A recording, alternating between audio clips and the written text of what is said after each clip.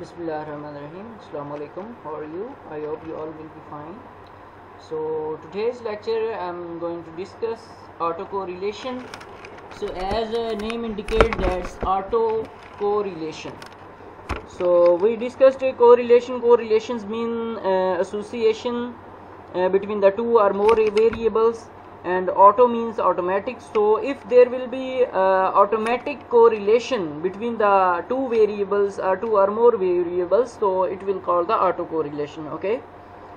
So autocorrelation में क्या है कि बाज़-औक़ात ऐसे होता है कि हम वेरिएबल्स लेते हैं दो डिफरेंट टाइम सीरीज़ के अंदर, लाइक पिछले साल का जो डाटा है उसमें हमने कुछ वेरिएबल्स लिए, फिर इस साल में कुछ वेरिएबल्स लिए। लाइक सपोज मैं आपको अगर एग्जांपल देता हूं कि अगर आप 2005 से लेकर 2010 तक आप जो है प्रोडक्शन का जो है डाटा ले रहे हैं किसी एक फील्ड की जो है, या किसी एक खेत में जो गंदम की जो प्रोडक्शन है उसका आप डाटा ले रहे हैं, तो आप देखेंगे कि 2005 में जो जितने जो है जितनी किलोग्राम्स आपने गंदम हासिल की है, तो 2006 में जो वेरिएबल्स आएंगे वो उससे मिलते जुलते होंगे, ठीक है ना।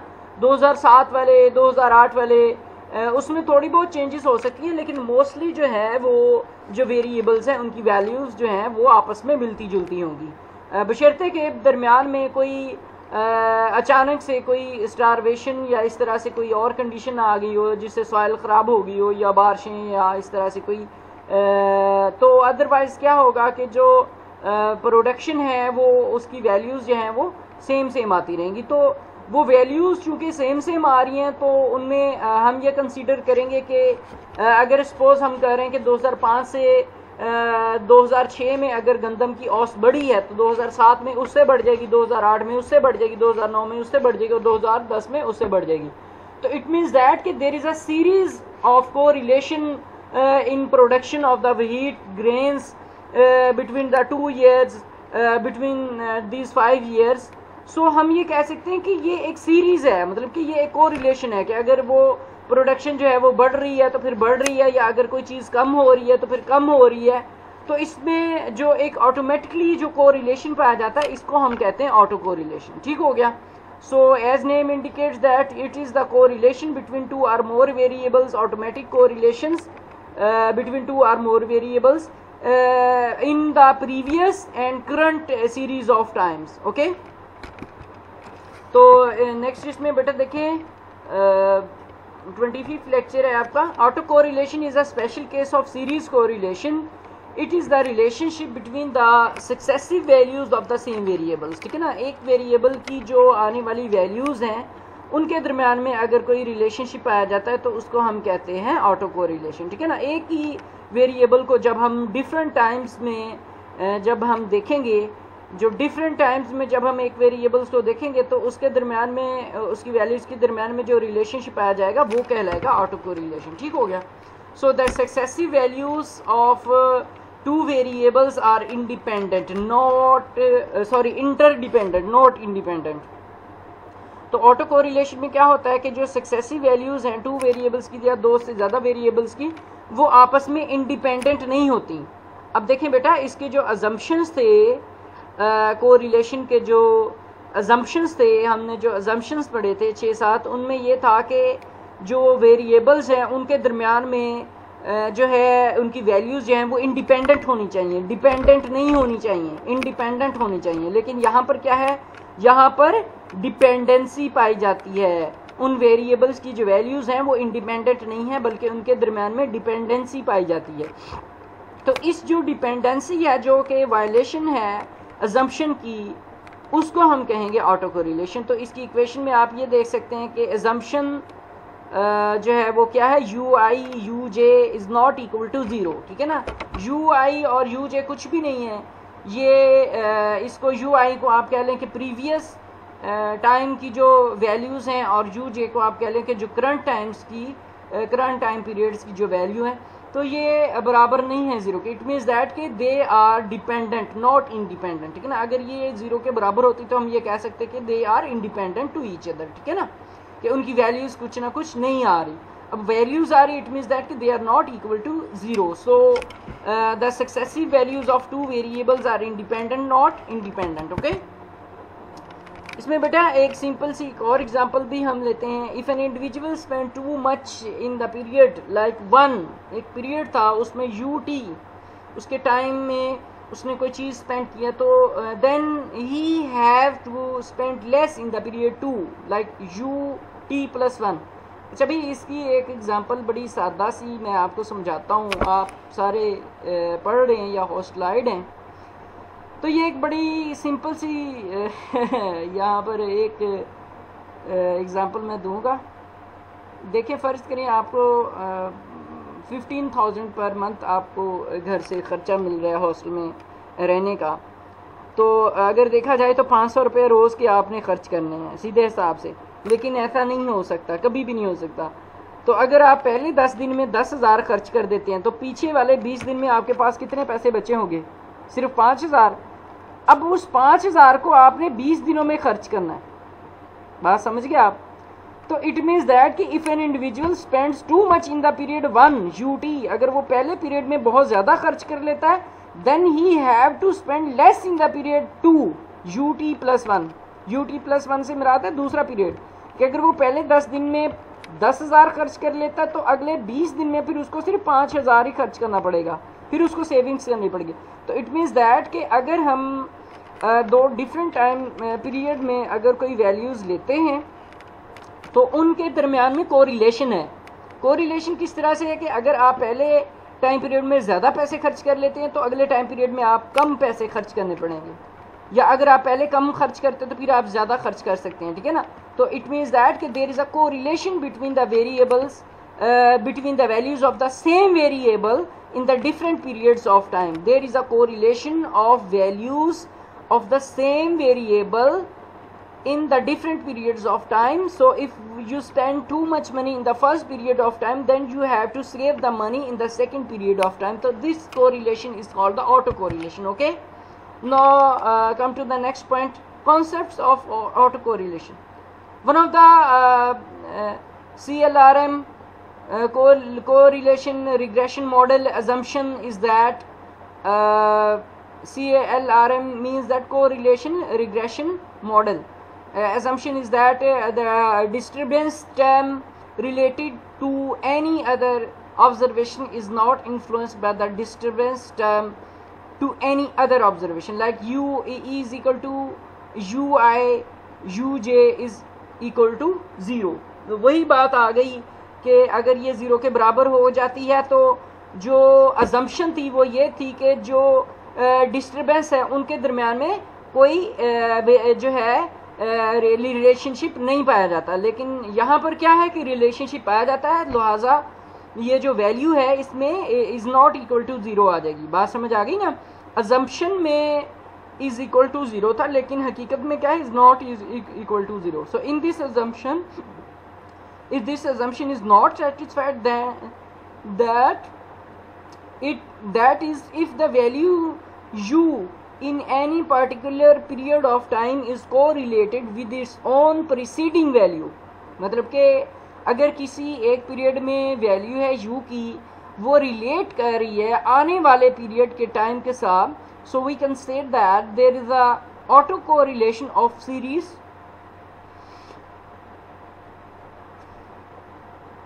we can say that there is autocorrelation or serial correlation of the random disturbance time। बात समझ आ गई कि नहीं बेटा? बेटा जी, मैंने आपसे कहा है कि ऑटो कोरिलेशन का मतलब है कि अगर आप एक वेरिएबल की जो डिफरेंट वैल्यूज़ हैं डिफरेंट टाइम पीरियड्स में आप देखोगे, तो उनके दरम्यान में कोरिलेशन पाया जाएगा ऑटोमेटिकली। ठीक है ना? कि अगर मैं ये कहता हूँ, और या हम ये कहते हैं कि पाकिस्तान की जो आबादी है वो अगर 2015 से 2020 में हम ले रहे हैं, कि अगर 2015 में फ़र्ज़ कर लें हम, अब मैं एग्जैक्ट वैल्यू नहीं बता रहा, फ़र्ज़ कर लेते हैं कि हम अगर 2015 में 20 जो है लाख थी, 2016 में 21 लाख हो गई, 2017 में 22 लाख हो गई, 2018 में 23 लाख हो गई, 2019 में 24 लाख हो गई, 2025 में 25 लाख है। तो हम ये देख रहे हैं कि जो वैल्यूज़ हैं एक वेरिएबल की, वेरिएबल क्या है, पॉपुलेशन है। अब इसकी जो वैल्यूज़ हैं वो क्या थी, 20 लाख, फिर अगले साल 21 लाख हो गई, फिर 22 lakh.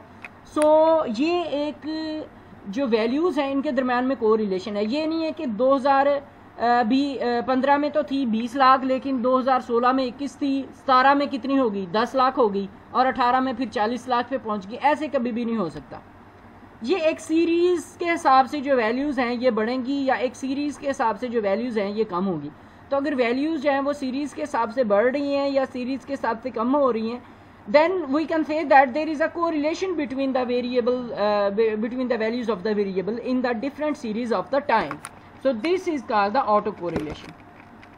So this means that the disturbance are not pairwise independent but pairwise autocorrelated. हम ये नहीं कह सकते कि जो values हैं वो pairwise independent है, बल्कि हम ये कहेंगे कि जो values हैं वो pairwise dependent हैं और ये autocorrelated है. In the other words, we can say that an error occurring at the period t may be carried out to the next period t plus 1 या t plus जो है 1 से मुराद क्या है बेटा, कि अगर कोई एरर आता है किसी एक टाइम पीरियड में, लाइक अगर 2 साल पहले कोई गलती होती है तो आने वाले 2 साल के बाद भी अगर वही गलती होती है तो हम ये कह सकते हैं कि there is a autocorrelation between them. So auto correlation is more likely to occur in the time series data. Time series data में ये बहुत ज़्यादा पाई जाती है ऑटो कोरिलेशन, क्योंकि बेटा टाइम गुजरने के साथ ही जो है जो वैल्यूज़ हैं वो आपस में एक दूसरे के साथ मिलती जुलती होंगी. So next the reason for auto correlation. So reason for auto correlation first इसमें क्या है, omitted explanatory variables. omitted explanatory variables क्या है, most of economical variables tend to be autocorrelated. So if an autocorrelated variable have been excluded from the model, its influence will be reflected in disturbance that whose values will be autocorrelated. So this may be called the quasi-autocorrelated. So omitted explanatory variables में क्या है कि इसमें ये देखें कि जो different values होंगी आपने डिफरेंट टाइम्स में जो ली हैं, लाइक आपने 2001 से 2010 तक अगर आपने वैल्यूज़ ली हैं किसी भी प्रोडक्शन की, तो उनमें आप ये देखेंगे कि उनके दरमियान में जो है वो कोरिलेशन जो है वो पाया जाता है. ठीक है ना. तो इसमें देखिए it is due to omission of autocorrelated variables. तो ये जो है ये ऑटो कोरिलेटेड वेरिएबल्स की ओमिशन की वजह से जो है वो होगा. दूसरा इसमें क्या है, interpolation in the statistical observation. अच्छा बेटा, इंटरपोलेशन और एक्स्ट्रापोलेशन ये टर्म्स हैं, ये कैसे होती हैं ये ज़रा मैं आपको जो है वो बताता हूँ. देखें बेटा, इंटरपोलेशन से मुराद है कि सपोज़ करें कि हम 2001 से 2010 तक डाटा ले रहे हैं, तो उसमें अगर किसी एक साल का डाटा मिस है, लाइक 2006 का डाटा हमारे पास मिस है, तो हम उस डाटा को अपनी तरफ से जो है एवरेज लेके, लाइक 2005 तक हमारे पास डाटा है, फिर 2007 का डाटा है, 8 का, 9 का और 10 का डाटा है, तो 2006 का जो डाटा हमारे पास मिसिंग है उसको हम एरर कंसीडर करके उसको हम एवरेज लेके 2005 का डाटा, 5 तक डाटा और 7 से 10 तक का डाटा एवरेज लेके हम उसकी वैल्यूज़ लिख सकते थे अपनी तरफ से, अजम्पशन. तो इसको कहते हैं interpolation. So most of the time series data involve the interpolation and smoothing process. Smoothing process ये है कि हम उस डाटा को या उस वैल्यूज़ को जो नहीं है किसी एक टाइम सीरीज़ में, उसकी एवरेज लेकर उसकी वैल्यूज़ वहाँ पर पुट कर देते हैं, डाटा को स्मूथ कर लेते हैं. Smoothing process which do average the true disturbance term over the successive periods of time और या फिर successive values of the UI are interrelated. तीसरा क्या है, misspecification of true random term या UI. So it may be expected that the successive values of UI are correlated. ये expect किया जा सकता है कि जो सक्सेसिव वैल्यूज़ हैं UI की वो आपस में कोरिलेटेड हैं. तो random factor such as wars, droughts, strikes had great influence over the periods, long periods of time. देखिए बेटा, हम तो ये कहते हैं कि जो सक्सेसिव वैल्यूज़ हैं डाटा की वो आपस में कोरिलेटेड हैं.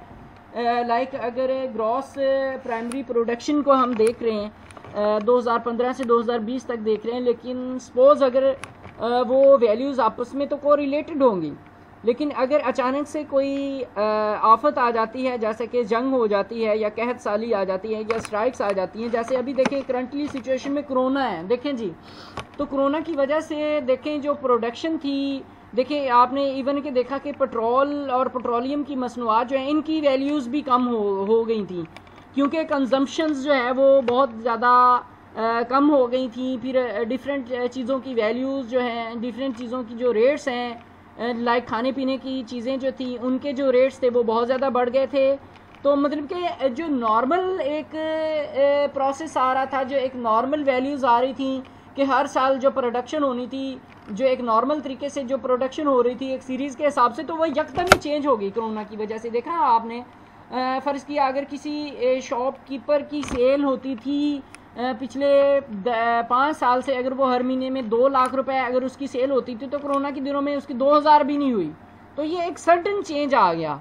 तो इससे मुराद ये था, इससे मुराद आप ये ले लेंगे कि ये एक मिस स्पेसिफिकेशन है ट्रू रैंडम टर्म के अंदर, ठीक है ना, कि एक जो वैल्यूज़ थी वो सडनली चेंज हो गई हैं। अब ये सडन चेंज किसी जंग की वजह से आ सकता है, ड्राफ्ट की वजह से आ सकता है, या स्ट्राइक्स की वजह से आ सकता है, या कोरोना की वजह से आ सकता है, अभी जैसे करंट सिचुएशन है।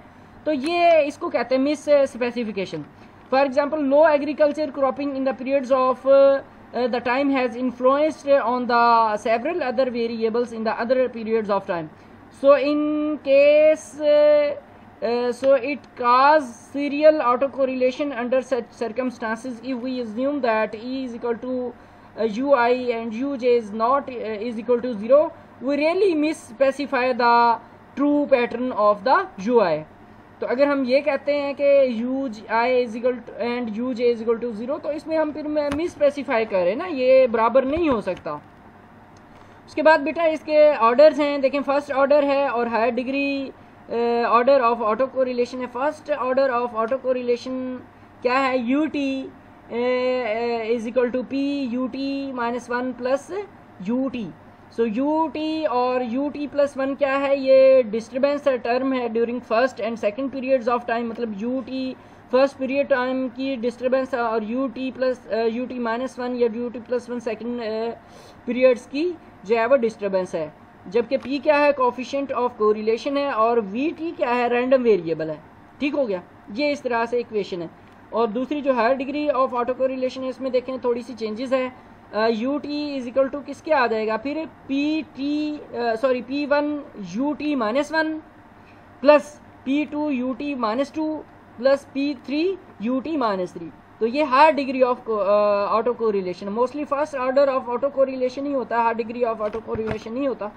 सो इसमें देखें first order of autocorrelation की थोड़ी सी एक्सप्लेनेशन है। The simplest and most commonly observed is first order of auto correlation like consider the multiple regression model. तो बेटा मल्टीपल रिग्रेशन मॉडल की हम ये इक्वेशन लिखते हैं, आपने पहले भी पढ़ी हुई है। YT is equal to beta 1 plus beta 2 x2t plus beta 3 x3t plus beta 4 x4t plus beta k xkt plus ut क्या है, जो है इसमें जो है एरर है।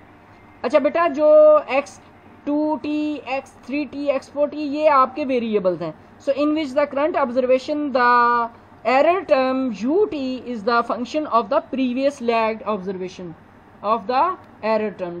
तो प्रीवियस लैग्ड ऑब्जर्वेशन से क्या मुराद है, लैग्ड ऑब्जर्वेशन से मुराद ये है कि जो पीछे की जो वैल्यूज़ हैं, लाइक पिछले साल की जो प्रोडक्शन है उसकी वजह से करंट प्रोडक्शन के ऊपर जो है वो असरअंदाज जो है वो होंगी।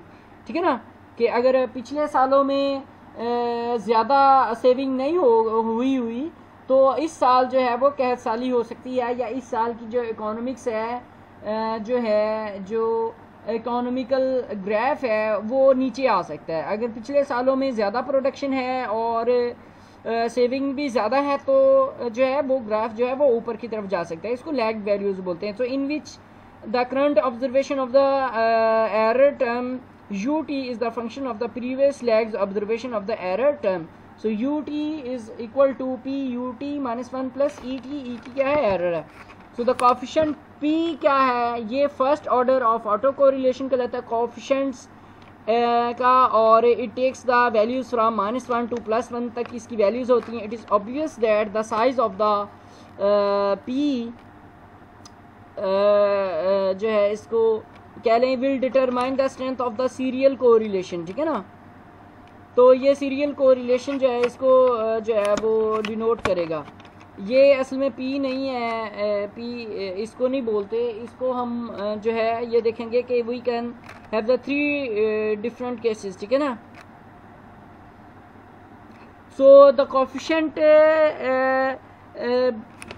जो है ये क्या कहलाएगा, पी क्या कहलाएगा, ये first order of auto correlation कहलाएगा। इसको हम first order of auto correlation coefficient भी कहते हैं। तो इसमें ये देखें कि it is obvious that the size of the P will determine the strength of the serial correlation, ठीक है ना। तो इसका जो साइज है वो सीरियल कोरिलेशन की स्ट्रेंथ को डिटरमाइन करेगा, ठीक है जी।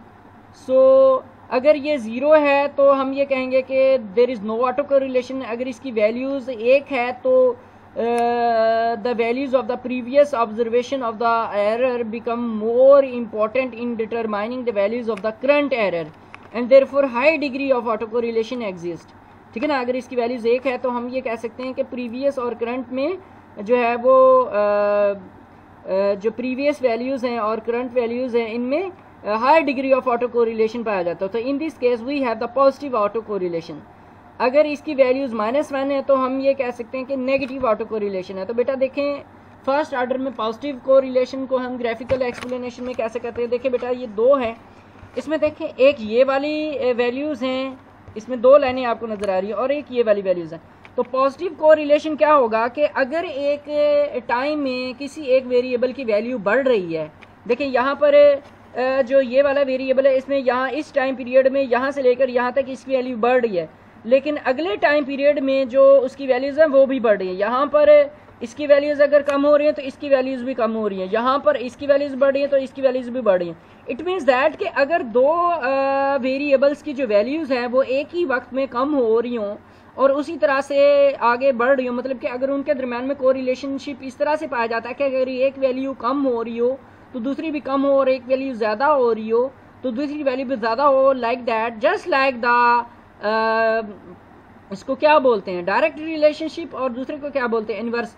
सो if there will be a direct relationship between the values of the variable, so then we can say that there is a positive serial correlation. इसमें सेकेंडली देखें, इसमें बिल्कुल इसमें भी वैसे ये देखें ये एक डायरेक्ट रिलेशनशिप है तो दूसरी की वैल्यूज़ भी वैसे ही बढ़ रही हैं। So it will call the positive correlation. Now I will talk about the negative correlation. So you can see that here is one value is in negative time and other values resides in the positive. तो ये नीचे है, ये ऊपर है, ये नीचे, ये ऊपर, ये नीचे, ये ऊपर। सो यहाँ पर हम ये कह सकते हैं कि इसके दरम्यान में कोई रिलेशनशिप जो है वो नहीं पाया जाता, नेगेटिव कोरिलेशन है। एक वैल्यू बढ़ रही है तो दूसरी कम हो रही है, दूसरी कम हो रही है तो ये बढ़ रही है, मतलब कि इनवर्स रिलेशनशिप है। So when there will be inverse relationship between the variables values then the correlation will be called the negative correlation। बेटा देखें कोरिलेशन तो है, एक वैल्यू बढ़ रही है तो दूसरी कम हो रही है, दूसरी कम हो रही है तो पहले बढ़ रही है, कोरिलेशन तो है। लेकिन अगर वो दोनों अपोजिट डायरेक्शन में जाएंगी, लाइक एक चीज़ बढ़ रही है तो दूसरी कम हो रही है, ये कम हो रही है तो दूसरी बढ़ रही है, तो उसको हम क्या कहेंगे नेगेटिव सीरियल कोरिलेशन। अगर एक चीज़ बढ़ने से दूसरी बढ़े या एक चीज़ कम होने से दूसरी कम हो तो ये पॉजिटिव कोरिलेशन होगा। तो ये आपके 2 correlation. Then we will discuss about the consequences of the autocorrelation. So OLS estimators are still unbiased and consistent. So there is this is because both unbiased and consistencies do not depend on assumption 6. So ये जो case है इसमें assumption 6 को violate किया जाएगा। देखें the OLS estimators will be inefficient and therefore no longer blue। तो inefficient होंगे और the estimated variance of the regression coefficient will be based and inconsistent and therefore hypothesis testing is no longer valid. तो आपका जो hypothesis testing है, जो test आप लगाओगे टी टेस्ट डी टेस्ट, वो आपके फिर जो है वो वैलिड नहीं होंगे। So in most cases R square will be overestimated and the T statistics will tend to be higher.